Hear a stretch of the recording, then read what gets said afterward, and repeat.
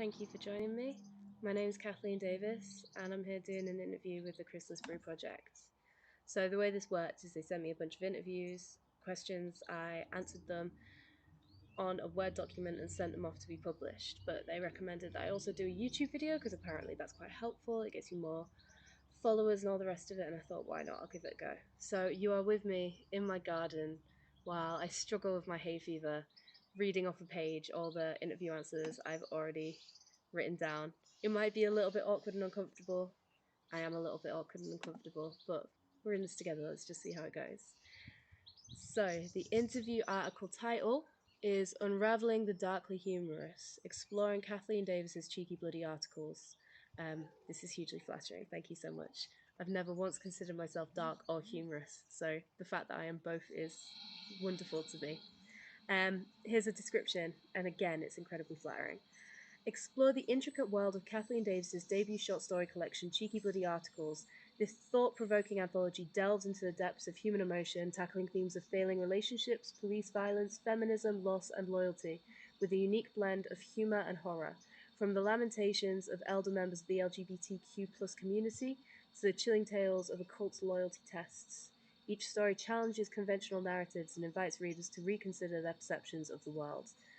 I love that. I think that's so brilliant. I wish that I'd had that as the blurb for my book. And again, I want to thank the BREW project for having me, for asking me these questions, for making my work sound so great. I really appreciate it. So the first question. Your book, Cheeky Bloody Articles, has received the highly coveted BREW Seal of Excellence. Congratulations. Can you share how this recognition has impacted you as an author and how it reflects the unique qualities of your work? And I wrote that, I was thrilled to receive it.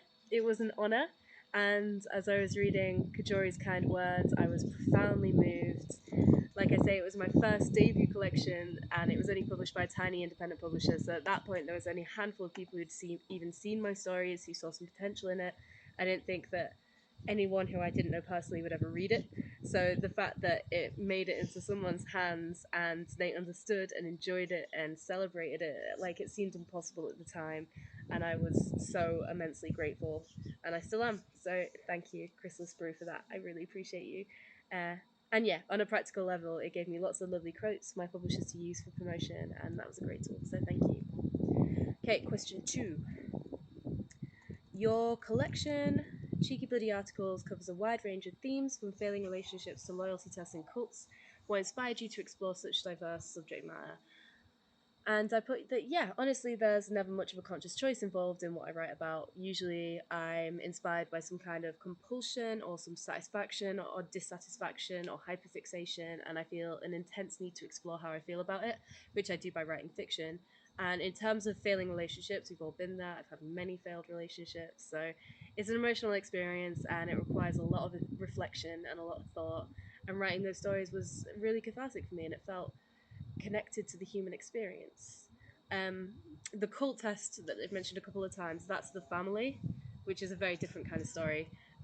It was my undergraduate dissertation, and I didn't know what to write about it initially, and then I saw a documentary on Jonestown and I became completely enraptured. And I've put in brackets for lack of a better word, because I think I'm funny sometimes, don't I? But yeah, I'd seen it, and I'd just woken up from this horrible nightmare where there was this dystopian reality and people wanted to steal arms, and I had all this imagery of armless children running around, which stayed for me for a long time after waking up. And I wanted to bring it into a story, but I didn't know how that made sense. At the time, I wasn't really playing around with horror fiction or dystopian fiction. I was only really sticking with realism, and I didn't know how I could make something like that ever exist within reality. And then I saw this documentary in Jonestown, and I was really fascinated by this idea that an entire community could be created and destroyed just because of one narcissist.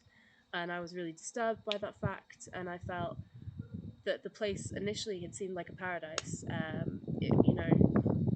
being pro-integration, being sort of Marxist, and I just felt like, God, if I'd existed then, I probably would have ended up there, and that terrified me. So I wanted to explore that. I got, again, fixated on it and wanted to think about it. Again, I guess that relates to the human experience, although it's a bit more extreme. But yeah, my message for anyone who wants to write in general is just find what you think is cool, what you want to write about, what you can't stop thinking about, and write a story around what those thoughts are. Okay, so question 3. Many of your stories blend humor with horror. How do you balance between these seemingly contrasting elements? Um, yeah, I think it's worth mentioning that sometimes I'm not trying to be funny and sometimes I'm not trying to be horrible, but they tend to sneak through anyway. I said I think that horror and humor aren't a million worlds apart. I think about the depressed person, which is one of my favorite short stories ever by David Foster Wallace.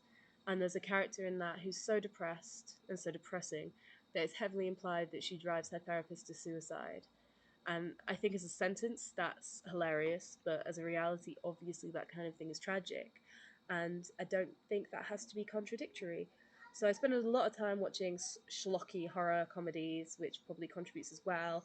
A lot of gallows humor and understanding that irony in awful situations is a really important tool and can help people. Um, but yeah, like I say, sometimes I don't mean to be humorous at all, but people still laugh and I just go along with it. And sometimes I try to be funny and people look at me with horror and pity and I just go along with that too. So that might be a part of it. Oh, this next one's a long answer. So strap in. Question 3. One of the themes in your collection is the dissatisfaction of elder LGBTQ plus members with the present. Can you discuss how you approached portraying this perspective? So, I said it was a situation of write what you know and what you don't know research. So I'm queer myself, in case that wasn't obvious, and I've always connected to like radical ideas of queerness. So I say, don't get me wrong, assimilation is important in a lot of ways. When I was growing up in 2010s in rural East Yorkshire, being openly queer was enough to ruin your entire adolescence, and it was really brutal. I had friends that were tortured as a result of their queerness, and I still has an impact on me. Whereas now I teach in schools where queer students wear rainbow pins and it's not a big deal, where queer kids are just as likely to be popular and happy as straight kids. And I think that's amazing. And I love that we can get married, and I love seeing queer couples adopt and that white picket fence. But still, I've always personally connected more with like the John Waters, the Bob Flanagans, the Coon Transmissions. So just to explain, John Waters, famous queer icon, wrote Pink Flamingos and did all these sort of terrible low budget films that were wacky and hilarious and satirical, and I really really enjoy them. Bob Flanagan, the queer performance artist who played around a lot with pain and pushing the body to its absolute extremity. I love that. Coom Transmissions, they are a whole performance artist group that did a very similar thing. They feature quite heavily in my book Fluid, which has just recently been published. I'll talk about that a bit later. But yeah, all these people, they're saying to the world, you think I'm a disgusting freak? Well, good, fuck you. And it's important to me that as a bisexual woman, that element of queerness seems just as important as the idea of fucking the opposite sex. Although that's likely a contentious statement, and I don't really agree with the idea of an opposite sex anyway. And I should clarify that because I think it's all a bit messy. I think what I mean is that when you're queer, it's more important um, to be radical than it is necessarily just to follow the literal definition. But by that same token, I don't want that to be misconstrued as saying like you may be gay and you may be trans, but you're not really queer unless you fight the government. Like obviously, all forms of queerness and transness and anything else like that is completely legitimate and valid. But on a personal level, I feel like the radicalization, being pushed away from society, is a hugely important part of queerness to me. Um, and that's why I ended up writing The Old Castle. So I saw this play that was written in Polari, the secret language spoken by gay people to avoid being caught by the police when it was legal in Britain to be gay. And I felt a kind of ache that we'd lost that culture before I realised Death of the Polari was a good thing in a way because it meant we no longer had a need for it. The conflict was on my mind, and I saw this documentary about Divine, the drag performer, where John Waters, who I mentioned earlier, said it was still legal to be gay then, and actually it was more kind of fun that way. And I'm paraphrasing, so that's probably not right, but I remember shooting up in bed and being like, I knew it. And then I got a grip and remembered that actually I liked having rights and not being, chased and attacked in the street. So I played around with that idea and I wrote The Old Castle, which is a conversation between two aging veterans of the LGBT community, and they're debating whether culture or assimilation is the most important. I don't have a neat answer. I don't have an opinion on which is better. I think it's a conflict and I think it's fun to write about. So, question 4. Cheeky Bloody Articles challenges readers' expectations and explores the complexities of human relationships. How do you navigate writing about such intricate emotional landscapes? So yeah, I said I write about intricate emotional landscapes because I exist within and can't escape from intricate emotional landscapes. Humans are complex, relationships contain multitudes, and I think that's worth taking time to navigate. So, short answer there, thankfully. All right, number 5. Your work has been described as both terrible and wonderful. I love that. Terrible and wonderful. Fun. Yet always insightful. Again, thank you. How do you hope readers will engage with your stories on an emotional and intellectual level? So I said, of course, firstly, that's very kind. Thank you. And I think most of the population will stop at the first adjective. Like, your work has been described as terrible. But yeah, it's not up to me to tell the readers how to engage my story on an emotional and intellectual level. I hope they read it and I hope it resonates with them, but that's all. Beyond that, I hope they take with it and run with it, whatever they feel about it personally. So yeah, definitely the author in it. My opinion doesn't matter. I'm just the one that wrote it. So another long one coming up, 6. In your opinion, what role does fiction play in addressing societal issues such as police violence and feminism? And I said, art should always, always, always leave room for protest. If something sticks with me and bothers me, I work through it with writing, like I said before. So when I saw the horrific murder of George Floyd, I was really angry. And I went to the BLM marches, and that was great. And I love the grassroots activism, really important to me. But I also wanted to involve some writing, so I wrote Hands Up. But I understood that as an amateur white writer coming up with a story about police brutality in America, even when I'm myself British, like it's not gonna solve the issue. It's not even necessarily gonna make a dent or help a lot in any way. Um, but I realized I was more at risk of becoming racist than being subjected to racism. So I wanted to explore the issue from the perspective of an entitled officer trying to convince himself that he was in the right when he was committing some sort of an atrocious murder. And I hope that some people read it and think about it. And it allowed me to think about it too. And in some ways, it helped because it was empowering to consider how the media attention is having an impact and um, how the law treating people of color is changing slightly because of the results of activism. So that's my answer to that. And as a feminist, it's a similar thing. I got sick of the world and how it treats women and queer people, and I wrote some angry shit to make myself feel better, and hopefully to get other people feeling better too. So when I get pissed off at centrists believing themselves to be morally advanced and shutting down any underrepresented person who might finally get a say, I wrote Open Mind. Um, and yeah, I think politics are inevitable, whether you realize it or not. So I might as well use my writing to properly express what I think.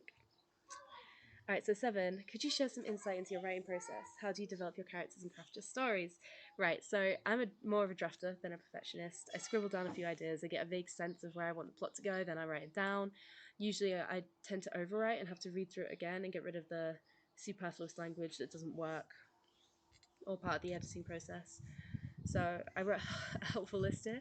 1, erratically scribble some nonsense in the textbook. 2, begin typing up the nonsense, correcting it as I go, ignoring the sentences that are really pathetic and polishing up the plot and the shape. 3, read it and think, oh god, it's awful, scrap all of it. And then 4, read it again and think, hey, actually, this could be something. So nearly all the characters I come up with are based off people I actually meet. So if you know me personally and recognize yourself in one of your characters, I don't know what to tell you except stay away from writers in the future, which is probably good advice in general. Okay, 8. What message or takeaway do you hope readers will get from Cheeky Bloody articles? And I said, again, that's down to the readers. Like, I hope you like it. I hope it makes you feel understood. But beyond that, it's really down to you. 9. As a writer, researcher, and teacher, how do different roles influence your storytelling and the themes you choose to explore? So yeah, I said, because I work a lot with kids and young adults, helping them with creative writing, I feel far less critical about myself and the whole process. When a 14-year-old comes up to you with a story they've poured their heart into, you don't read it and think, oh well, that's derivative, non-original, surely that sentence is cliche, this lacks nuance, blah blah blah. You're just delighted that they've done something creative and true to their own voice, and you're proud of them. So that attitude has incidentally bled into how I treat myself, and now I'm like, hey, if it's written, get it out there. It might resonate with someone, it might not, but you've done it, so you might as well try. And I think that's quite a nice thing, really. So the kids I teach inspire me every day, and I'm really grateful for them. Similarly, I think being a writer makes me a better teacher. It allows me more flexibility, creativity in the classroom. And the research is, well, my PhD is in creative writing, so I'm writing and reading all the time, and that obviously helps. It's got me some decent teaching gigs with undergraduate students, and they're brilliant and talented too. So yeah, basically it's all one thing, and I love nearly every element of it, and I wish I got more money for it. And I just put, fund the arts, you coward. for some reason. And the last question, the last one. Um, Looking ahead, what can readers expect from your future writing projects? So, since Cheeky Bloody Articles, I've published 2 books. The first was A Marvel, a memoir about recovering from my partner's suicide in the Basque Country.